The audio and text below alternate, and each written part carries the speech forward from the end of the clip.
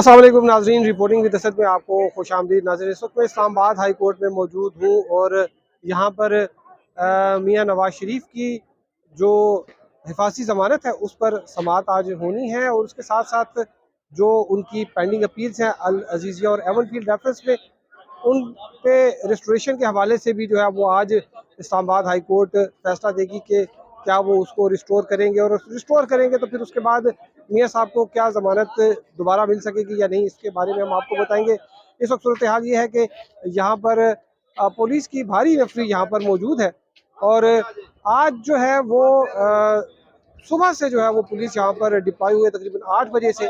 अगरचे बाद में पता चला कि जो समाअत है वो 2:30 बजे होगी, लेकिन मीडिया की बड़ी तादाद और पुलिस की बड़ी तादाद यहाँ पर मौजूद है और यहाँ पर जो है वो अभी जो SOP जो है वो तय किए गए हैं। उसके मुताबिक 30 सहाफ़ियों को अदालत के जो कोर्ट रूम नंबर 1 है जहाँ पर इस केस की समाअत होगी, मियाँ साहब भी वहाँ पर मौजूद होंगे, तो 30 सहाफ़ियों को जो है वो अंदर जाने के लिए खुसूसी पासेस जो है उनका इजरा किया गया है।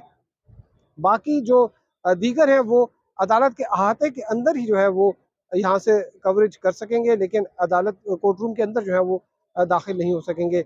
और अभी कुछ देर कब जो है ये यहाँ पर पीछे कॉन्स्टिट्यूशन एवेन्यू है, उधर कुछ पाकिस्तान मुस्लिम लीग नून के जो है लोग अंदर आने की कोशिश कर रहे थे, लेकिन पुलिस ने उनको रोक दिया और जो है वो दरवाजे भी जो है वो बंद कर दिए।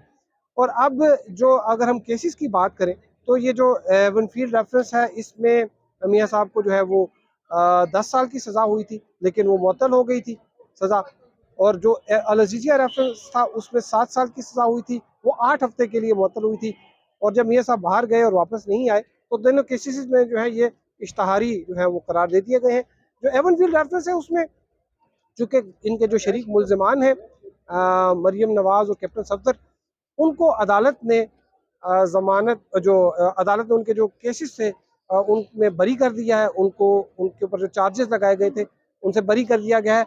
अगर जो उसमें मियाँ नवाज शरीफ जो है वो मुल्ज़िम के तौर पर उस वक्त नहीं थे, वो एक मफरूर थे, लेकिन उनका भी जो है जायज़ा लिया अदालत ने, क्योंकि अदालत ने ये इस्टेब्लिश करना था कि पहले मियाँ नवाज शरीफ जो है उनका क्या रोल है, और उसके बाद चूँकि सहूलतकारी का इल्ज़ाम था मरियम नवाज़ पे, तो बाद में अगर मियाँ साहब का रोल इस्टेब्लिश होता तो फिर मरियम नवाज़ का रोल इस्टेब्लिश हुआ।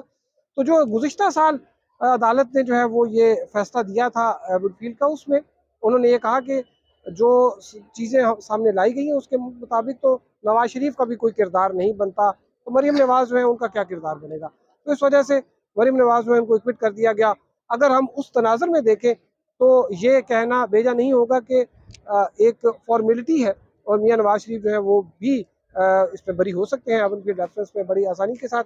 और जहाँ तक अल अज़ीज़िया का केस है तो उसमें बिल्कुल एक जैसा एविडेंस था फ्लैगशिप रेफरेंस पे, जिनमें उसमें जज अरशद मलिक जो है उन्होंने उनको बरी किया था, लेकिन जो जज अरशद मलिक हैं बाद जब उनकी एक लीक जो है वो टेप वीडियो टेप जो है वो सामने आई थी, उसमें उन्होंने बहुत से जो है बातें की। उन्होंने ये भी कहा कि किस तरीके से जो उस वक्त DGI थे फैज़ हमीद, वो इन चीज़ों में मुलविस थे और उन्होंने कितने दबाव डाल के जो है वो सज़ा जो है वो उनको कहा कि उनको सज़ा सुनाई जाए।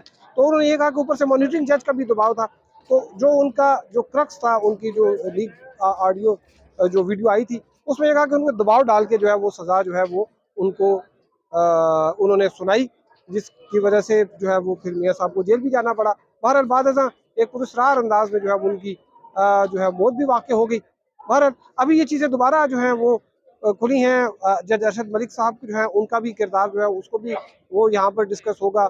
एवन फील्ड रेफरेंस में जो बाकी चीज़ें थी वो भी चीज़ें आएंगी। आपको इस हवाले से हम अपडेट करते रहेंगे। अब तक के लिए इतना ही, हमारे साथ रहने का शुक्रिया। अल्लाह हाफ़िज़।